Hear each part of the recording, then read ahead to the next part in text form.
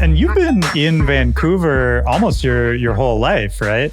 Yeah, I think for most of my life, since I was like 7 years old.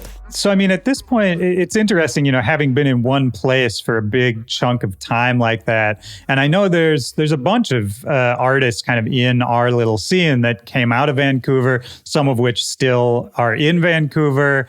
I know when all this started, like Caroline Whipped Cream moved back up there, and who else, like Felix Cartel is out there, and a whole bunch of people. Does it actually feel like there's sort of a local community to you there?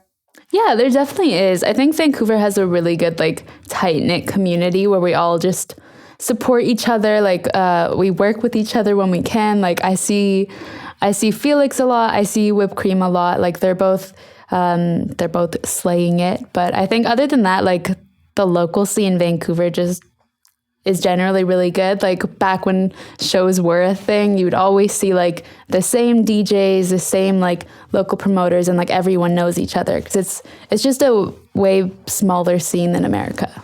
Right. Yeah, that makes sense. And there's some history to it too. I mean, I'm sure you've seen plenty of it having just lived there for a long time. But even, I mean, I remember when I first started touring a long time ago, I mean, the first, there were people like My Gay Husband and even Paul Devereaux, who went on to run Mad Decent. All these people like came out of Vancouver. So there's a lot of dance music history there. I feel like it doesn't get shouted out enough, probably. Yeah, I feel like Vancouver is definitely more on the come up now. There's just a lot of amazing artists coming out of Vancouver now. Is there anybody else, up and coming people you're working with that you think are doing really cool stuff right now?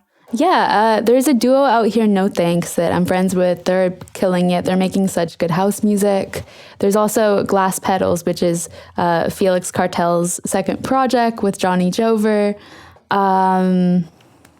There's so many. It's hard to think of on the spot. I hate those put you on the spot questions. It's also like Reezy, he's been slaying it. But I feel like there's a lot of really good house music specifically coming out of Vancouver. So let's talk about that. House music. How did house music enter your life? Oh, that's a beautiful question. So I started going to festivals about 5 years ago. And at that time, like, Big Room was huge. Big Room was booming. Like, my first show was Hardwell that I went to. Yeah. So I kind of just fell in love with it. And I just went on this kick where I was going to all these different festivals, all these different shows, and just trying to take it all in. I would go travel and just go experience this new festival. But at the time, I mainly just knew like more main stage music, which is Big Room at the time. But I remember, I think it was a few years ago, Dr. Fresh was playing this set at Life in Color in Vancouver. And he played like the most sick G-house, bass house set that I'd ever seen. And I remember I was like standing in the crowd that day and I'm like, this is it. Like, I need to learn like what this is. I want to make it. Like, I want to DJ. Like, I feel like that day really just changed everything because I went from being a fan to being like, wow, like that is the coolest thing I've ever heard. That was the best experience of my life. And I want to like do that for other people. So I feel like that set really just made me fall in love with house music. That's cool. Yeah. Was he just playing, the style he's known for? Was that sort of just the first time you had heard, that subgenre or whatever you want to call it of house? Yeah, totally. It was like the first time I'd heard it. So for me, it was like something mind-blowing. I was like, what is this? This is insane. I mean, those are beautiful moments, I think, when you can be a fan of something and not necessarily see where you fit into it, if you know what I mean. And then sometimes all it takes is sort of adding that one element or just changing, this one little thing. And then all of a sudden you see like, oh no, this is, there's actually an opening for me to participate. Because I think for anybody, any of us who are fans of something, especially something you're really passionate about, I think you're always in the back of your head sort of looking for that entrance. How can I get deeper into this? How can I really make this my own? And it was just kind of a switch flipped after that day. Yeah, I feel like everything kind of changed after that day, as cliche as it sounds, but I feel like I just really figured out what I wanted to do in life, because before that I wasn't planning on doing anything in music or like making music. I just really like loved it, and I was DJing a little bit on the side for fun. But after that I was like, wow, like this kind of music like is just so much fun. I want to learn more about it. And I wasn't even thinking at that time that I want to make it like a career, but I just thought it was so cool that I wanted to go home and like learn it and start teaching myself like how to do it myself. Right. Well, let's work backwards from that a little bit. You mentioned you were DJing a little prior to that. How did you start DJing? Get into that at all? Yeah, so I started DJing, I think it was about 4 years ago. It was kind of like a year after I'd kind of discovered festivals, and I really just loved electronic music. It was my first year of university. It was like first weeks of college, and I'm walking through campus and I'm like, I wonder if there's like an EDM club or like something for like, you know, EDM fans or something. And I found this like DJ club on campus. And I was like, this sounds amazing. I'm going to join it. Like I had no idea like what anything was or like what anything meant. Right. But I decided to join it, and I met this like little community of DJs on campus. So I went and bought myself a mixer that week, and then I was just practicing in my dorm room all the time. Was it the kind of thing, first of all, I have to say the fact that there's a campus like EDM club is amazing to me. I know, right? I mean, how many people were in this club? It was a pretty small club, but yeah, I would say like 10 people. Yeah. That's amazing to me. I wish there had been something like that when I was in college. It really felt like you had to struggle to find somebody else who was into that. And it's awesome to hear that there are those clubs popping up. Was it for you, you know, once you found that community, you bought yourself a mixer, you said you were practicing a lot. Was it the kind of thing where just immediately you sort of took to it? Yeah, I would say I just practiced like every single day in my dorm room. So I feel like after a couple months, I started to just get better at it. But again, like I was just teaching myself and just going off of like YouTube videos. So I really didn't know if I was like doing any of it right. But well, I mean, why even practice? You know, why spend that time at the start? Was there a thought in your head of sort of what you wanted to do with it? Or was it just pure fun at that point? I just really loved it. I thought it was super fun. And then once I got my mixer, I'm like, oh, it'd be so cool to like try to do a show. And at that time, I was kind of like promoting on the side for like these underage club nights that happened in Vancouver. So I was like, hey, I already know like a club promoter. I have my DJ set up. So like, I'm going to take a risk here and like, you know, maybe try to like play one of the nights. I was like, I'm just going to do one show and then like, that's it. Like, I'm done. I just want to try one time and see what it's like. I have to feel words. Like there's got to be something in the back of your head saying that it's not just going to be the one time, no? I know. I feel like I was so just delusional about it. Because I'm like, yeah, I'm just going to do it one time. I'm only going to like do it for this long and I'm going to go back to my schoolwork. No, it did not happen like that. I mean, yeah, of course it didn't. But what was the thought to go back to your school then? Are you the kind of person, like what kind of a kid are you is what I'm asking. You know, were there expectations placed on you either from your parents or yourself of sort of what you were going to go on to do? I've always just been like a pretty good kid, like good student. I'm always like the person that like does their homework first and like just gets everything done. But my parents luckily just never really put any pressure on me to like go this route or this route. So I was just able to kind of find myself more. Obviously, they're Persian, so they want me to be a doctor. But I think they just, over the years, have learned that if I want to do something and I set my mind to it, like I'll accomplish it. So they just trust me to go ahead with it. And correct me if I'm wrong, but they moved over to Vancouver from Iran when you were quite young, right? Yeah.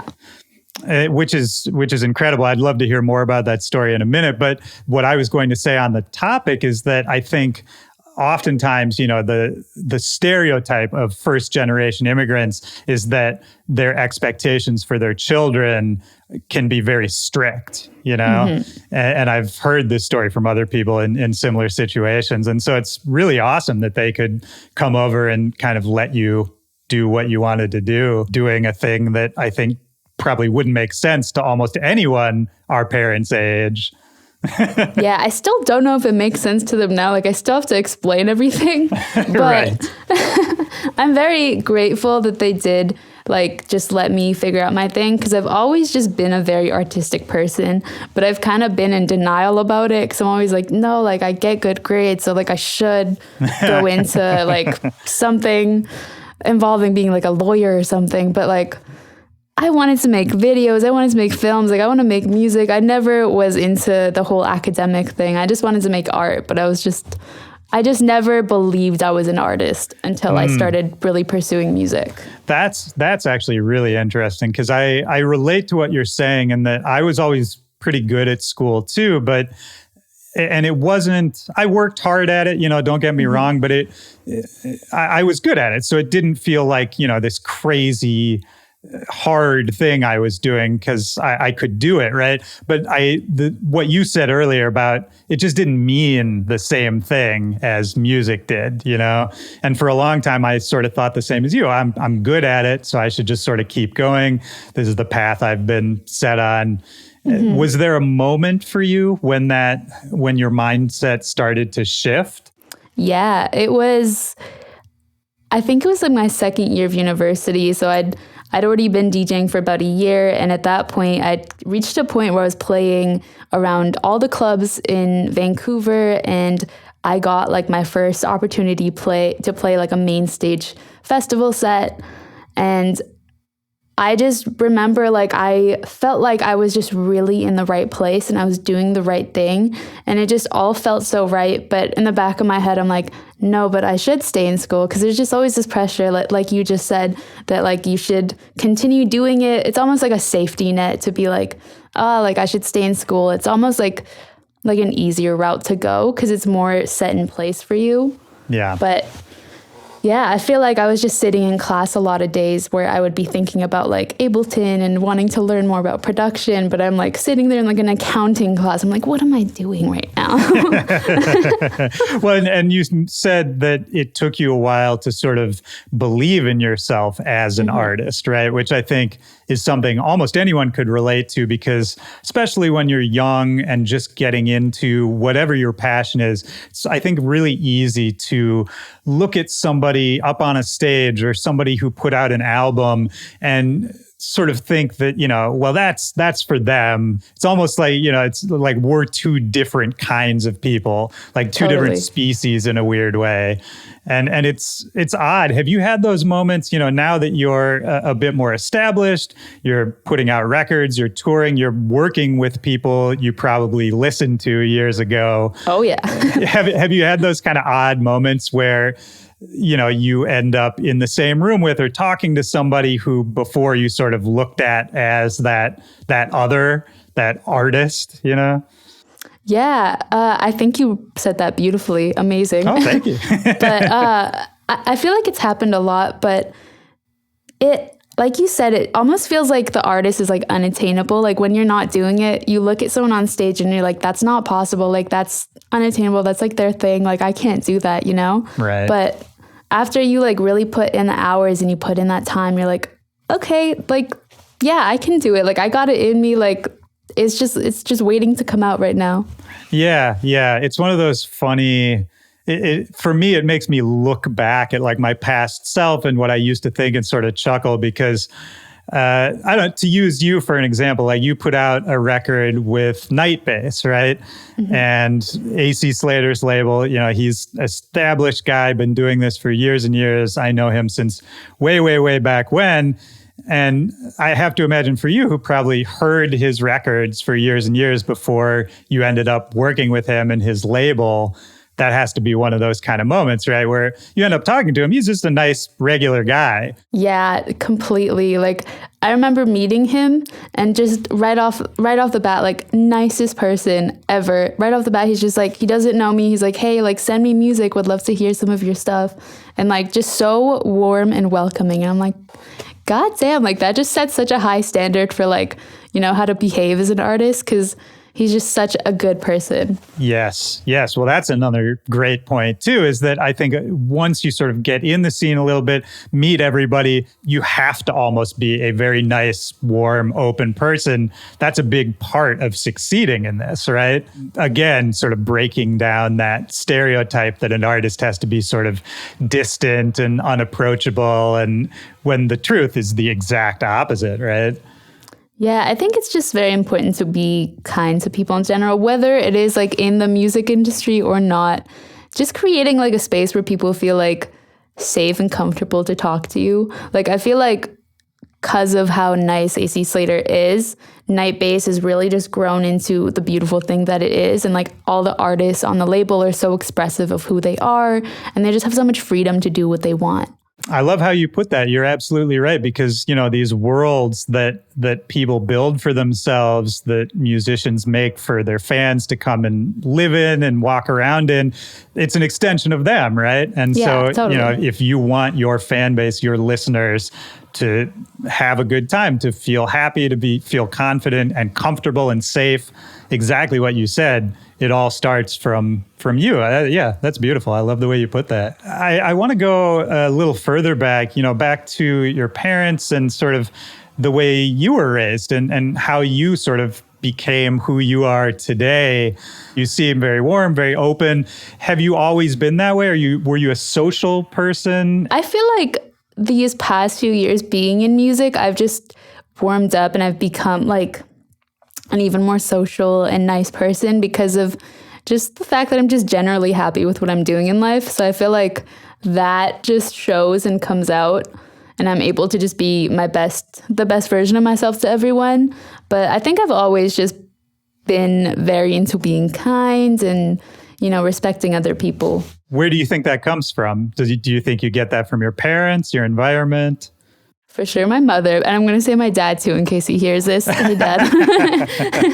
My mother is like an absolute angel, and I feel like she's one of my biggest role models because of like, you know, growing up, I've just seen that woman always put on a smile and be kind to everyone around her, like no matter what the circumstances, no matter like what they say to her or like what happens, she's just always been so kind, and I've just really appreciated and respected that growing up. How did they decide on Vancouver to move to from Iran? What's the history of that move? Because that's really interesting to me. Yeah, well, I feel like at that time it was a little bit easier to move from Iran and go to North America. I know it was like still an 8-year process for my parents to like do it, because it's just moving from the Middle East is just not the easiest thing to do. But my parents had Vancouver in mind just because we already had some family here. And they essentially really wanted to like move to Canada because they had 2 girls and they wanted to give us like a good chance to do what we want in our lives. They tell me all the time, they're like, if we had 2 boys, we would have just like stayed in Iran. Wow. Because they would have been fine. Wow. Yeah. Well, shout out to your parents for seeing that and recognizing that. And I mean, that's an amazing gift to give your daughters. Honestly, like the best gift ever. We get real sentimental. Oh, I'm sure. I mean, so what age were you when you moved? I was about 7. Okay. So do you have memories from Iran? Like early childhood memories? I have a bunch, and I've visited a few times since. So I definitely have some good memories of Iran still. Like what comes to mind if you know, just like the random things we remember from childhood? So many like random things. I think my favorite memory is just like going to the corner store every day and just buying a ton of snacks. That's like my favorite memory for some reason. But I remember just being around family a bunch, because Iran is a very like family oriented place. The beauty of Iran, the food, the culture, all that. Yeah. Is there any part of it that you wish you had more of here in Vancouver? I would say like my family that lives in Iran, I would love to see them here because it's just so hard to go and visit them. It's like a whole process to go back. Yeah, what is that like? I can only imagine, but I'm sure even just the paperwork is probably really arduous. The paperwork for sure. And also like the mental part of it. I feel like living in Canada, I'm just so used to being like independent and doing like the things that I want and like expressing myself. And if I go to Iran, like I have to cover up and, you know, I can't really fully be myself. And I feel like that would be hard for me. Like, I don't know if I could stay there for too long. Yeah, that's understandable. Yeah. Does your family that's still there, do they know what you do? Yeah, they see some stuff on social media, so they get it. But like, again, it's always like having to explain, like, you know, when you're sitting at a family dinner and everyone's like, oh yeah, so what are you doing? Yeah, right, of course. Yeah. Well, and I'm sure there is, I'm very ignorant, but I'm sure there is a local like electronic scene in Iran as well. Do you know anything about that? Is there a frame of reference as much? I would hope so. I do really hope there's like an underground scene there, but from what I know, because I was pretty young when we moved, of course, is it like it's illegal there, and you know, drinking is illegal there. Drinking in public is illegal there. I don't even know if you can like buy alcohol or if that's changed, but for the most part, like there's no shows happening there. Like all that stuff has to be underground. Right. So maybe there is an underground scene, but I just wouldn't know about it. Yeah. I would put money on there being an underground scene because I think anytime, there's kids. Anytime there's kids, they're gonna do what they're gonna do. Yeah. One way or another. See, I would love to go to one of those. Oh man, that sounds amazing. Yeah. Is there or was there music around you in childhood? Were your parents musical? Were they playing music? Any of that? My parents there's like a few different Persian singers that they really love, so they would always be playing. Other than that, it was always like, I would always listen to music on cable. So I'd visit my grandparents' house and they had really good cable and they got MTV. So every single time we went to visit my grandparents' house in the north, I would just sit there for hours and just be watching like MTV music videos. And I thought it was like the coolest thing ever. What kind of stuff were they playing? Like what era of MTV are we talking about? This is like Christina Aguilera, like NSYNC. Yeah. Like so that, like late Britney 90s, Spears, early 2000s era. Missy Elliott, like all those like pop stars, like that's what I was watching. I was thriving and really enjoying all that. Well, that's back, that was, I think, one of the last golden eras for music videos too, right? Where videos still had these giant budgets and each one was like a theatrical release, you know? Yeah, there were like whole movies to watch. Did that make you, how did you feel about moving when you moved? Obviously, I'm sure it wasn't a choice given to you, but, were you excited? Were you scared? Were you nervous? I was definitely nervous, but like, I don't know, part of me just felt like it was meant, like it was right. Like it just felt very right. It never felt like, no, like we shouldn't be making this move. Like I was always just like ready for it. And I feel like it was just like meant to happen. And me always being so into watching like MTV music videos and trying to watch cable and see what's happening in North America. Like I was always so fascinated by the culture and like the expression and like people's outfits, what they wore, like what they were doing. I found it so cool. So I was definitely excited to move. That's cool. I'm sure you have a bunch of awesome photos from childhood. I'm really curious now what your sort of initial style choices were when you first came to North America. Like, did you just go crazy? Oh my God. I think I just wore pink all the time. Like I would wear like a pink shirt with pink pants and like a pink bucket hat. Pretty much how I dress today. I was going to say, yeah, I would wear that right now. Yeah, I definitely, there's like some photos of me where I like look like a little pop star where I'm wearing like one shoulder type of thing. Right. And just have this like the sassiest pose. I'm like, yep, she's thriving. I love that.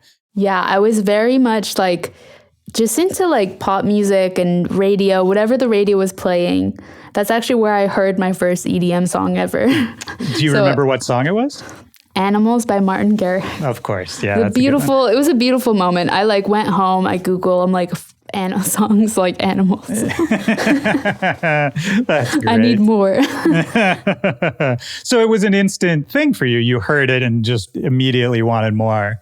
Yeah, I don't know. I just love the energy of electronic music. Like, even though I've loved pop music, like growing up, it's just nothing is like electronic music, just nothing. It's just so interesting. Yeah, I completely agree. And I mean, you were talking about being warm and open and creating, spaces where people feel safe and comfortable and all that. This may be a little hippie, but that's some of the principles that electronic music was founded on. And so even without knowing that, I wonder if that's sort of something that drew you in initially, if it just matched up with your brain. Yeah, I remember the first show that I went to was like my final year of high school. My friends like, come on, you have to come to this rave. And I'm like I was such a good kid. Like I literally was just head in the books. Like I'm president of student council. Like I'm just focused on my schoolwork. And my friends like, let's go to this. I'm like, I don't know what this is, but let's go.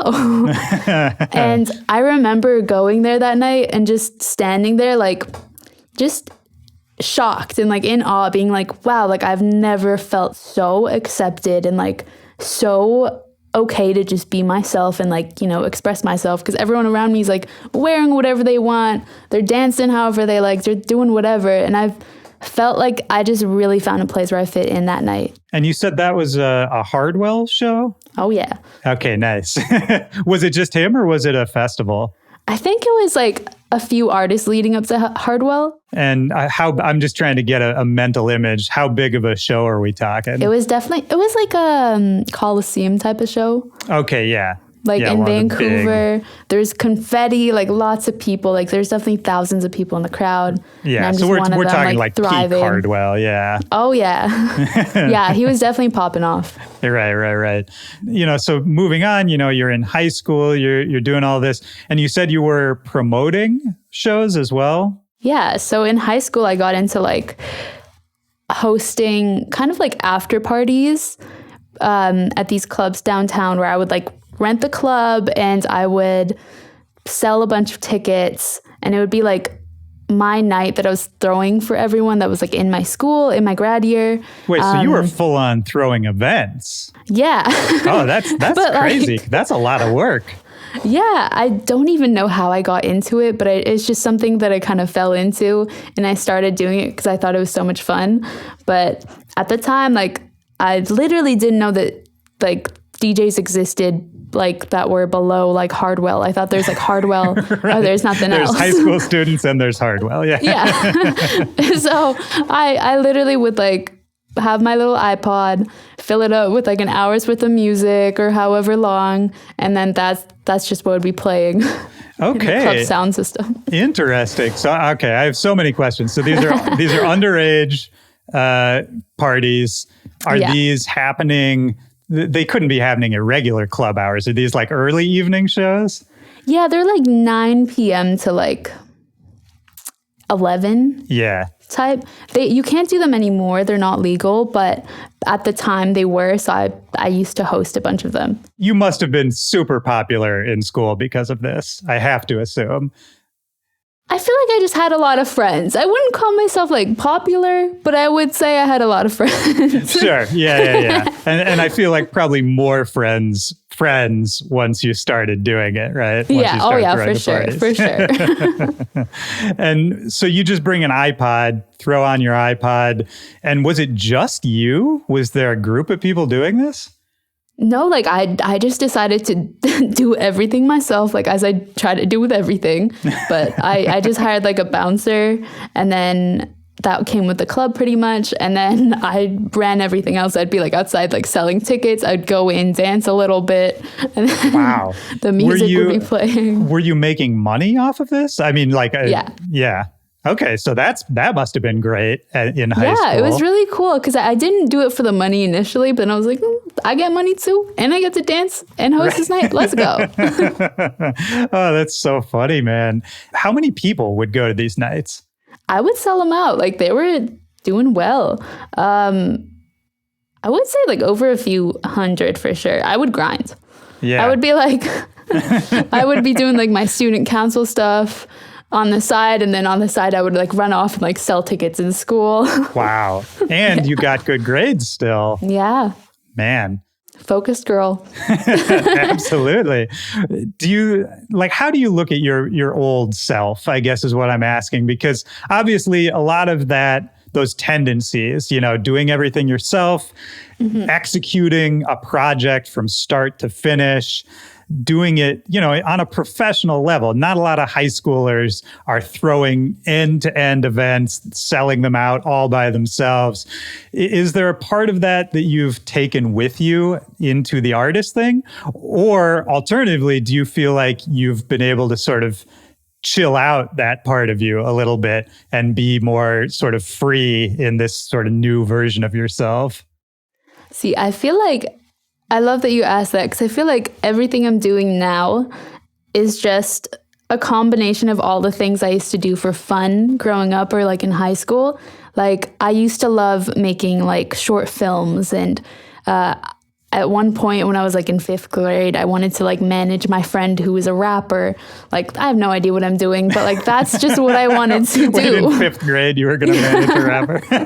It's like that. Along with like all the different artistic endeavors that I took on, I feel like all of that has just led me to this path and like what I'm doing with my project, like as Nostalgix. I feel like all of my like passions and hobbies just really came into one project. Yeah. And I'm sure, with that kind of mentality, it's only going to serve you in this project, right? Because especially you're doing a solo project, especially when you've been doing it for years, but you're still sort of up and coming or whatever you want to call it. There's plenty of road in front of you. There's not ever an end to the amount of stuff you can do for yourself. Any idea you have, the more you execute it, the more you lean into it, it's all going to help. And so I think all those tendencies, man, you're going to be really well served with that. Thank you. Yeah, I feel like there really are endless possibilities, and that I really love about it because I don't know, there's just a lot I could do, and I feel excited about that. I mean, it's so interesting. I'm stuck on the high school party still. That just sounds really fun. Yeah, they were popping. That was good times. What kind of music would you play at those? What was on the iPod? What was that song? Like apple bottom jeans, boots with the fur. Yeah. Shout out to Flo Rida. Yeah. I threw in a little bit of EDM because that's what I was kind of exposed to at the time. Steve Aoki, he was definitely in the playlist. Right. So I was hosting these at like Gorgamish, and it's more of like an after hours club. So they operate like after midnight into like the morning. How did you even know who to contact to throw these shows as a kid? So I learned, because the year before me, there was someone that was kind of doing the same thing. So I kind of just learned from them and like learned the ways and got the contacts to do it myself. Oh, that's awesome. They passed the tradition down. Yeah. And I was always just very good at emailing and being like, hey, I want to do this. Were you like that? Are you still like that now? Are you good at just sort of reaching out to people, not knowing them? Yeah. I feel like you always just gotta like take the chance. Like you never know if the other person is like waiting for someone like you to come and ask for that thing. Sometimes you'll get a no, and that's totally fine. Like you might get a ton of no's. That's totally fine. But you might get a yes. Right. So right. It's always worth trying. Are you the kind of person, I mean, just hearing about this, all these different things, it sounds exhausting. Do you get bored easily? Do you need to have something to do, to have a project? Is it hard for you to just chill? I definitely have a hard time chilling, but I don't ever get bored because I always feel like I'm doing a lot. So I never like have a chance to like sit there and be like, dang, I'm bored, because I'm usually working on something. Right. Yeah. That sounds about right. Trying to learn to be better at like chilling though, and taking a day to like just breathe and be like, hey, I need to just sit on a couch for a few hours and just do nothing. Yeah, well, that's good. I encourage you to lean into that more. I mean, especially in, the last year with the pandemic, you're not playing shows. There's more time on your hands. How did you deal with that? It was definitely a very confusing time because I feel like it just went from like peak hecticness of being like, okay, I'm about to go on my first like North American tour, into being like, oh wow, like my entire week is just like open now. Like what? Nothing. Yeah. Yeah. But I just took it as a chance to be like, okay, maybe I'll never get like this opportunity to like slow down and just like really focus on like one project at a time. So I just took it as a chance to like breathe, get into the studio a bunch, and like just really take my time and make a bunch of music and see, like experiment with different styles. Yeah. And how much touring had you done prior to that? Because I know just from reading about you before we started talking, I know, you went to Europe, you've done plenty of shows. Mm-hmm. Did it feel like it was a familiar thing at that point, or did it feel like, I was really just starting to ramp up? I feel like I've definitely done a lot of shows like in different spurs where I'd like gone to Europe, where I'd gone to Asia, or, done shows here and there, but I'd never done anything in America yet. So I had my first like whole last tour in America that was about to happen. So excited for it. But I feel like it was like the first time it's going to be like back-to-back shows, like a few shows in a week. Whereas before I was doing like one show this week and then a show like the next week. How did, the DJing side of it, the performing side of it, we talked about you were in college, you joined the DJ club, got your equipment, started teaching yourself. When did you start playing out? I mean, I know you said there was going to be the one and done gig. You would just do it the one time. Do you remember those early shows? What was that like? Yeah.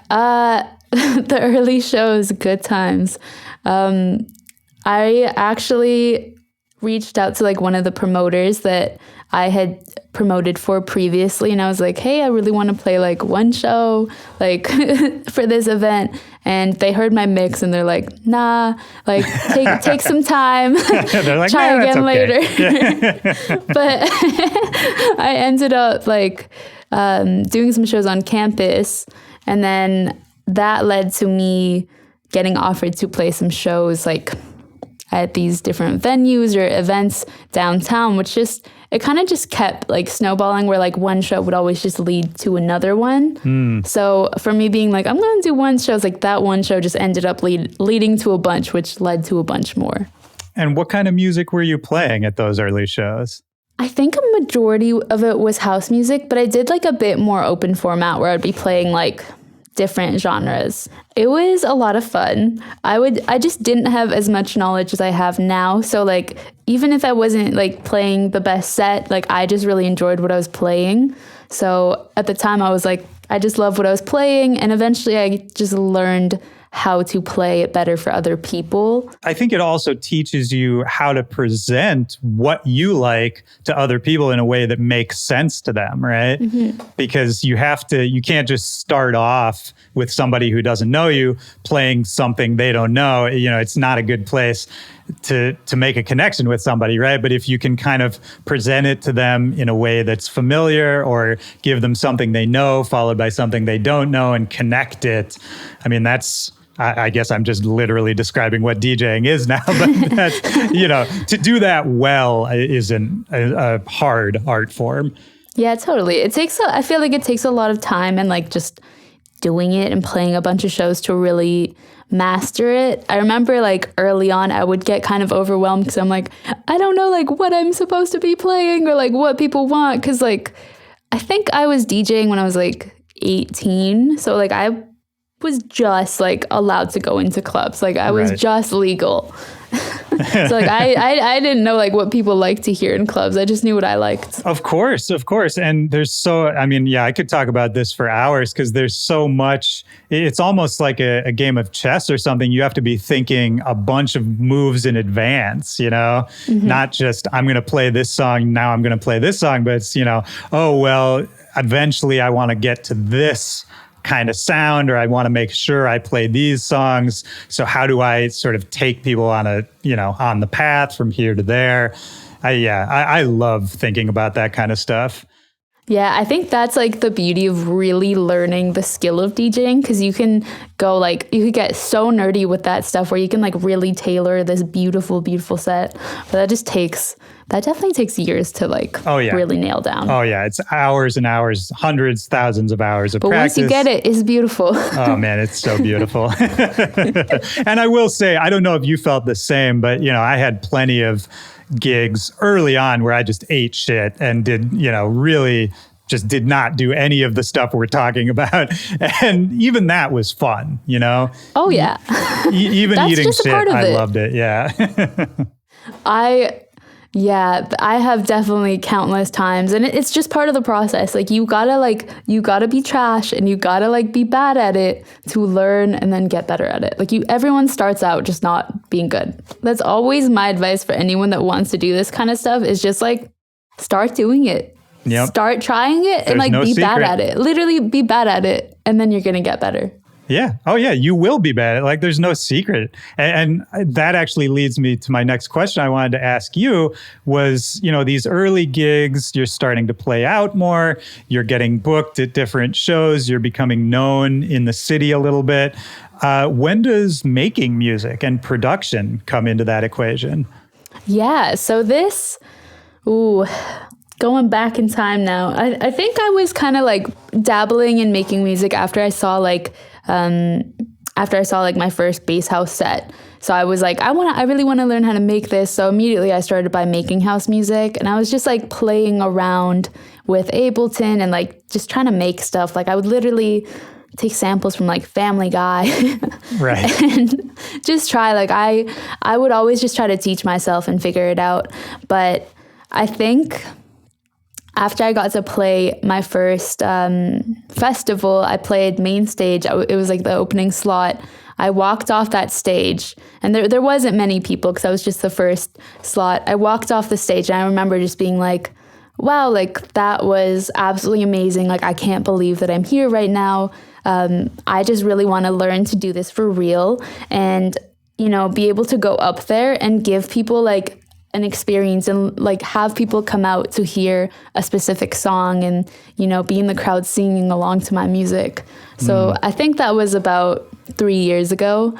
And after that, I just went head first into just like staying focused, and I was just staying home all the time. Like I made a lot of sacrifices. I stopped going out to shows all the time. I stopped traveling, and for a couple of years, I wouldn't really even hang out with friends that much. I was just alone at home making music.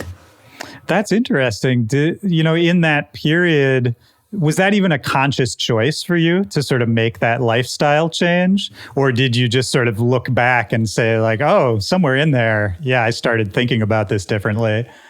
I think that somewhere along the line, it just felt right to go that route, because I also took this artist development program called Cosmic Academy, where I learned a bunch about like, sound design and what different plugins are, and I really nailed down just how to produce, like what it meant to produce. So after that, I was like, okay, I know what I'm doing now. I want to just focus my time, and it felt wrong, like taking away time to do anything else but that. I mean, I love that focus. I think that's, especially early on, that's what you need. And that's a similar thing that you hear a lot of successful artists say. But I think that's really hard to do in reality when you're just starting out. You're not seeing immediate rewards from it.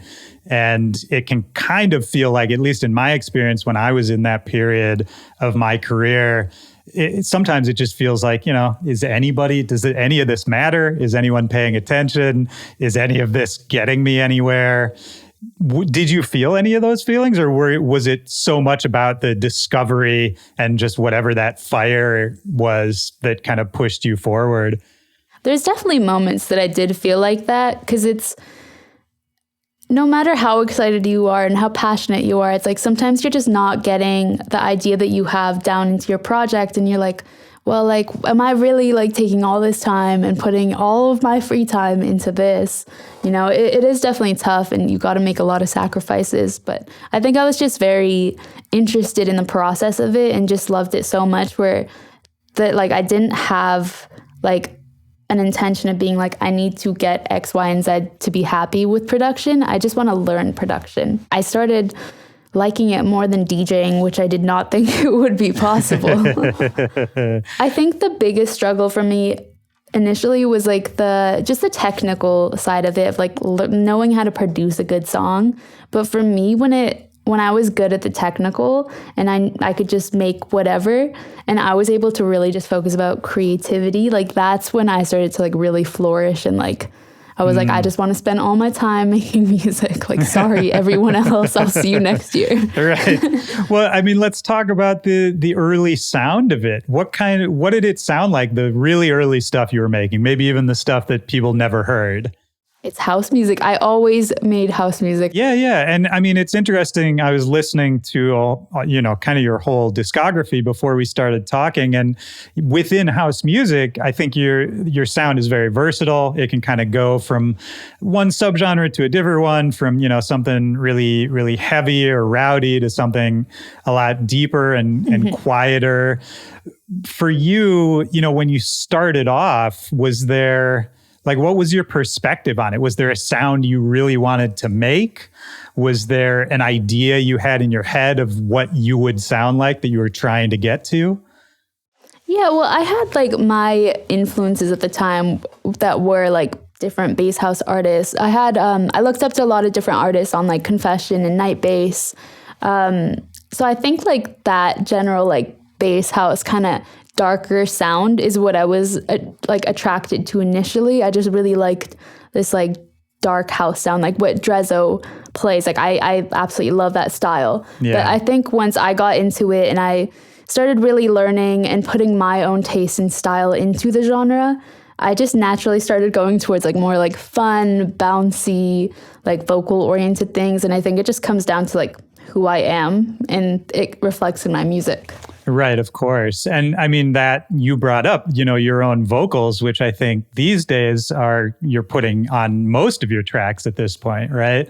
Yeah, I've always wanted to like rap and sing. I've just always have loved it and wanted to do it. Like back to the pop star days? Yeah. Like me singing around the house with like what's it called? Not a toothbrush, a hairbrush. Yeah. But I would just freestyle all the time just to practice. And then eventually one day I was like, I want to try it out and see how it goes. And I sat there with like a decent mic and I just went for it. It kind of reminded me, I was listening to some of your tunes, and there was this era in the late 2000s that I don't know how much of this music you ever heard, might have been before your time, but it's what a lot of people call like the blog house era, right? Oh, and, yeah. So this is like right before the EDM era. This is sort of what led up to that. And there was a lot of that going on where it was kind of just people...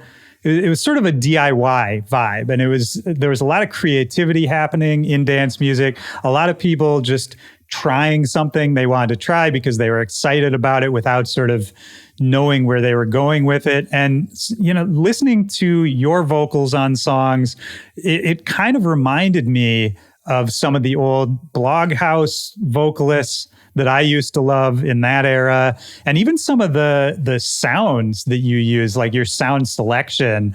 I listened to your song, Brat.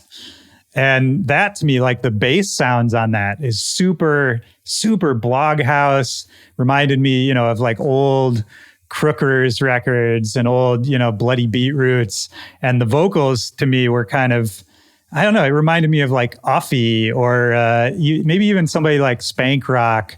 Mm-hmm. And I don't know if any of this has any bearing on your influences or if you're even aware of this. I definitely know some of them, yeah. Yeah. I know like some of these artists, I think like when I was getting into electronic music, a lot of this music was like really popping at the time, but I just didn't know like what Bloghouse was yet. So I didn't know like by a name, but now I can like look back and be like, wow, like there was just a vibe. There was an energy of that time that that I get from your music, I guess is what I'm saying, of just sort of that raw creativity. It was very raw. Not that what you do isn't polished, not that you're not a good producer, but there was sort of just this, from thought to release, it was like this direct channel without too much. The EDM era came in and everybody started worrying about pop sensibilities and how is this going to stream and, all these business considerations.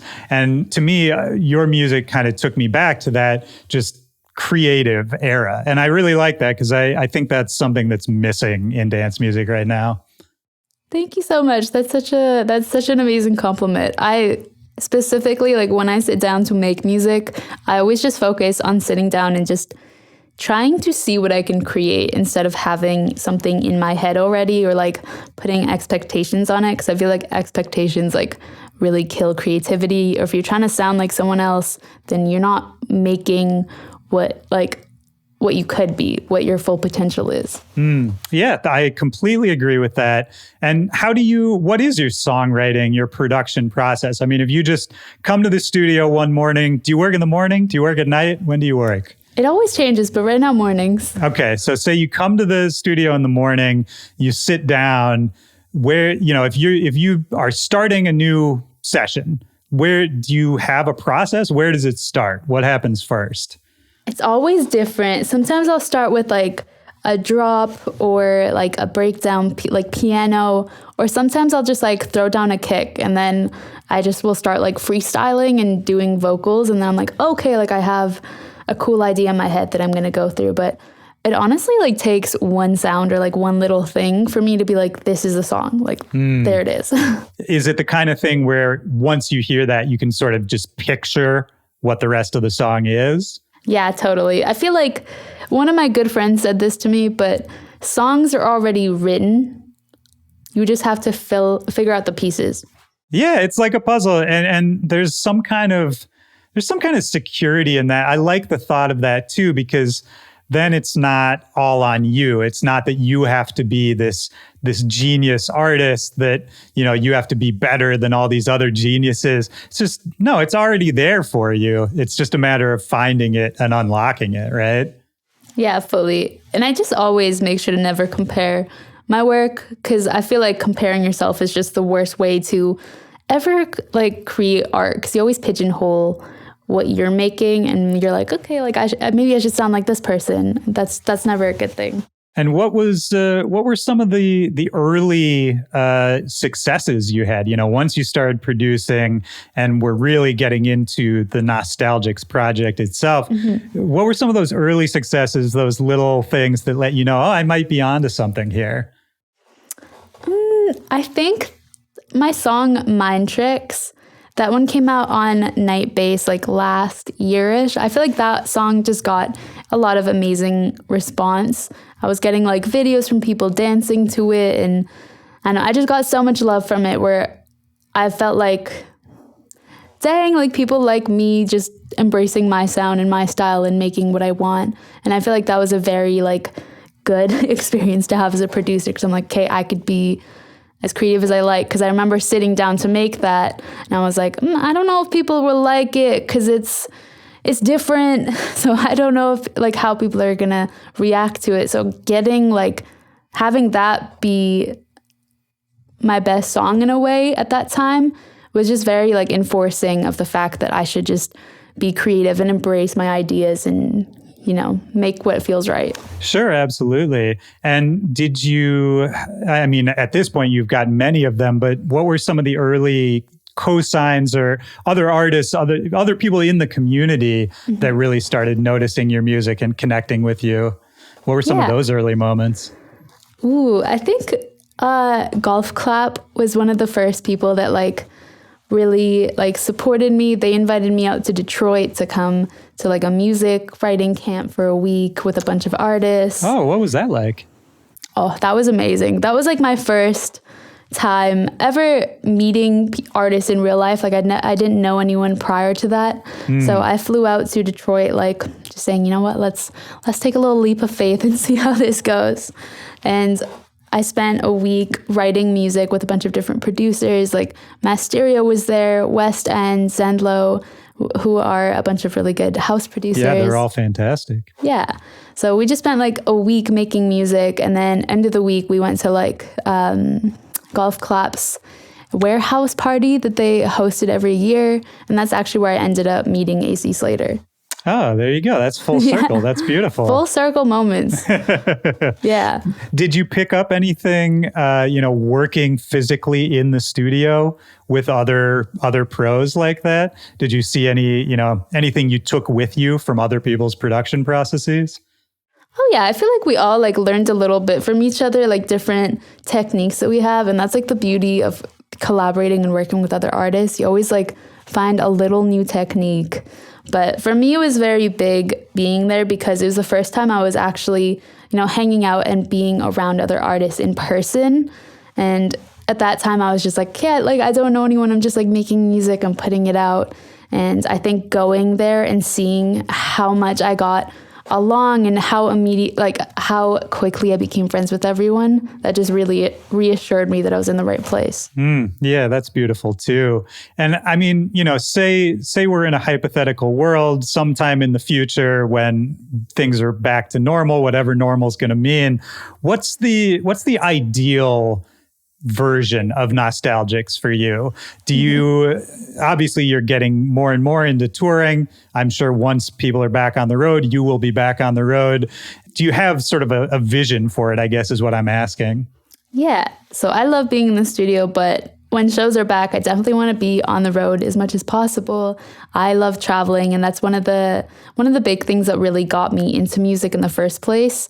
So I want to do a bunch of shows and just really connect with people. My big thing is I love meeting people and creating experiences for people. So I want to be able to do more of that. Okay, so here's a question. If you're an extrovert, which you seem to be, and you like to meet people and be around people and have that energy, does it feel weird to sometimes to be a solo artist, to be locked away in the studio a lot of times without that energy around you? Initially, it was kind of interesting to get used to, like being alone so often to make music.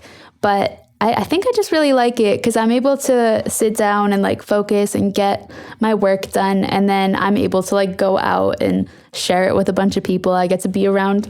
There's a fly. And I get to be around all these people. So it's kind of like best of both worlds. Well, that's a good way to look at it, because earlier you had mentioned when you started really down this path, there were some sacrifices. You were seeing less of your friends, having less of a social life for a certain period of time. Is there anything now, especially that we've had this slowed down period with the pandemic and looking at jumping back into the career, is there anything you want to change about what you're doing? Any goals you have, personally, any kind of work-life balance thing you're working on? Honestly, I just really want to get back out there and play shows. I really just miss meeting people and performing. Like, it's been really weird because I usually will be in the studio all the time and like work, but it's like having those weekends to go play a show and like connect with people again that really like inspires me. So I miss that aspect. That's something I would like to do more of. We need those reminders, those physical reminders of kind of why we're doing this, right? Because we're in, let's be clear, we're in dance music. It's a communal thing. It's, for as great as all the live streaming is and all of that, it's not what it's meant for, Yeah. Like we're meant to be all together as a communal thing, as hippie as that sounds. No, really, I really do miss the community. I want it back. Yes. I want it back. Well, when it's safe again. Yes. Hopefully soon. I hope so too, man. Yeah, people are trying different versions of it. There's the drive-in shows.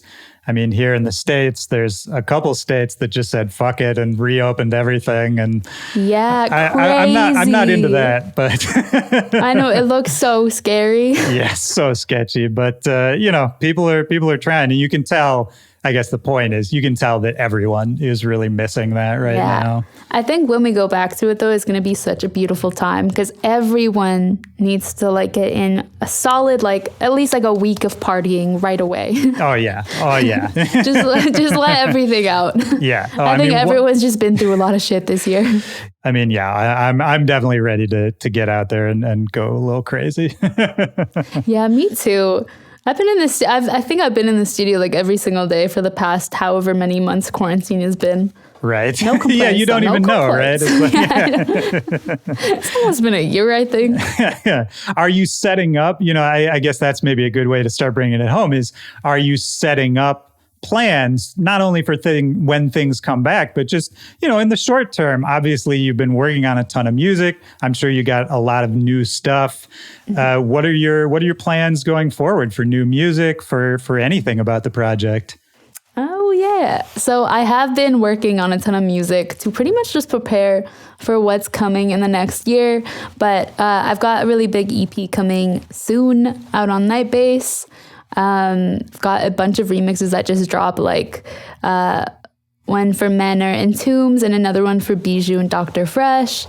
And alongside that, I'm working on a bunch of like creative projects. And I feel like although I don't like quarantine, I wish this wasn't happening. I feel like I've at least gotten to make a lot of projects and really just focus on what, I want Nostalgix to look like, what I want Nostalgix shows to be like when we're back. So, Well, what do you mean when you say other creative projects? Is it, still stuff for Nostalgix? Like, yeah, we talking like, visuals, graphics, that kind of thing? Yeah, exactly. Like visuals, music videos, stuff like that. Nice. Yeah. That's cool. Are you approaching it with that same mentality? Are you sort of doing everything? I'm getting more people to help now. Is that hard? Is that hard to give up that control? Oh my God, yeah. It's definitely I'm just learning. I have a really dope team now, which is amazing, and I really just trust them to do things. So it's nice to not do everything myself now. And I'm just getting more people along to help because I realize you just can't do everything yourself. And there's just not enough time in the day to achieve all the things you want to do. Yeah, absolutely. As the ambition grows, I think, the team has got to grow as well. Yeah. You've also worked with a bunch of other awesome labels. You mentioned Confession earlier. I did want to make sure we talked about just how you got linked up with them, what that experience was like. Any thoughts you had on Confession?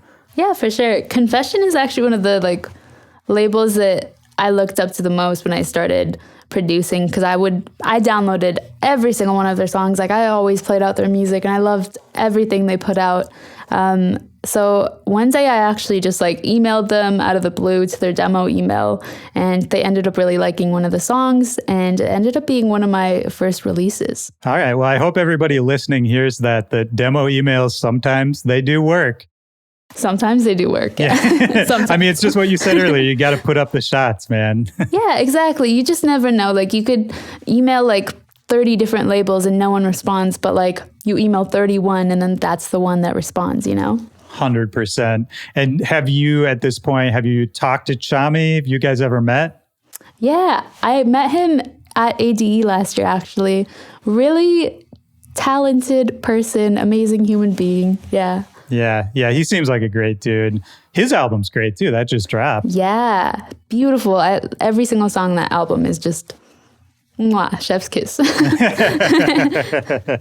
Well, as we're kind of bringing it home here, what's exciting to you in house music right now? It doesn't have to be an artist or a song, but just sort of what's really fun for you? What's the most fun part of what you do? Ooh, I think just being able to experiment, and the fact that, there's so many different routes to go with house music. Even if you're making bass house music, there's just so many different subgenres and styles within that it's just endless possibilities. And that's what I love about it, is you could be as creative as you want. You can make whatever you want and it's still in the same genre. Yeah, I love that, because with that kind of mentality, I think that sets you up to sort of innovate without even really trying to innovate, right? Is that if you're not sort of judging what you're making and just, even if two songs sound totally different, you can kind of judge them all on the same playing field. Oh yeah, totally. I think if I'm putting together an EP, for example, it'll be a bit more similar in styles and energies. But if I'm just making a single and I'm just sitting there to make something, I'll just make it, and I think it still matches my other music, just because it's I made it and it just comes from my style, so it still sounds the same. Yeah, well, that's Just beautiful. different. I Same, hope different. any aspiring producers heard that, because that's an important note. Yeah, you just have to have fun with it. Like whatever you're doing, if you're not in music, if you're not producing, like whatever you're doing, you just gotta have fun with it, because we got a short time on this earth. You just gotta enjoy what you do. 100%. Yeah, that's beautiful. Is there anything we haven't talked about? Anything else that's on your mind? Anything else you want to get out there before we wrap it up? Dang, we went like all the way back to my past. Oh, yeah. Well, no, we did I good. do want to throw out, I really like the jingle for Back to Back. Oh, thank you. Thank you. Yeah. Fire. Yeah, I appreciate that. I don't think that most people know that. I don't know if it's even still on the internet, but that's just like it's a clip of an old SoundCloud song I posted probably like, I don't know, at least 6, 7, 8 years ago now. It's fire. It's been like ingrained into my head by this point. So I joke with people sometimes that I have a couple people that I want to do like a remix EP for the theme song. So if I ever actually do that, I'll hit you up. It'll be a very sick bass house remix. Awesome. Well, I'll wrap this up just by asking you one last question. It's the same question I ask at the end of each one of these interviews. Just looking for a memory, a time in your life, a moment, could be from any time, when in a single moment, music really meant something to you, really had a deep impact on you. And that's meant to be super broad. There's no wrong answer. It was when I was a little girl and we just moved to Canada. I couldn't speak English yet and I didn't have a lot of friends, so I felt very lonely.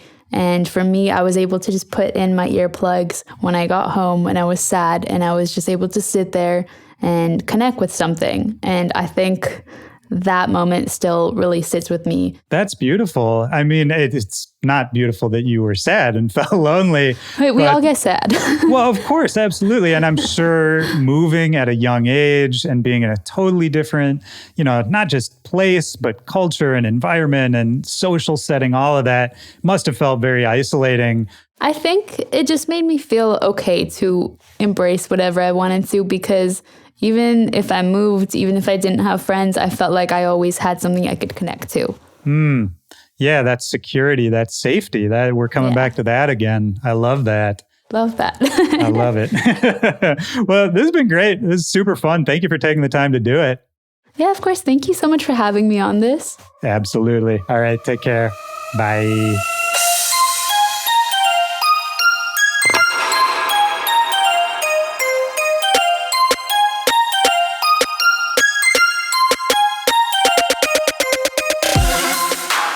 All right, that's the show. Shout out to Nostalgix. Thank you for being on the show. For everybody listening, I hope you enjoyed that as much as I did. Don't forget, you got to go follow Nostalgix. Keep up to date with everything she's doing. Grab her music on labels such as Insomniac, Nightbase, Confessions, so much more. She's got a lot in the works. Watch out for her big live stream with Proximity in March. And yeah, just go follow her. She's the best. You can follow me as well at Willy Joy or at BackToBackPod on all social media. BackToBackPod@gmail.com is the email address. But if you want that full Joy experience, you got to come join the Back to Back Discord. Come pop in. The link for that also in the description here. Come share your music. Come share your art. All of that is in the Discord. That's it for this week. Like I said at the top of the show, I hope you guys are doing well. I hope you're having good holidays or looking forward to some holidays you're about to have. I'm thinking about everyone out there. This time of year, we always talk about gratitude.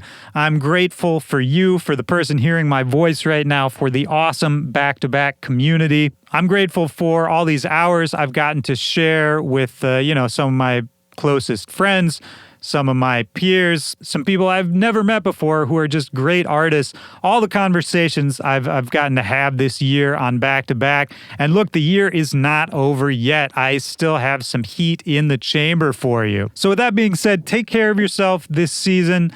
Be safe, be healthy, wear a mask, take care of each other. And until next week, happy holidays from me and everyone at Back to Back. We love you guys. I'll talk to you next week. For Back to Back, this is Willy Joy. Peace.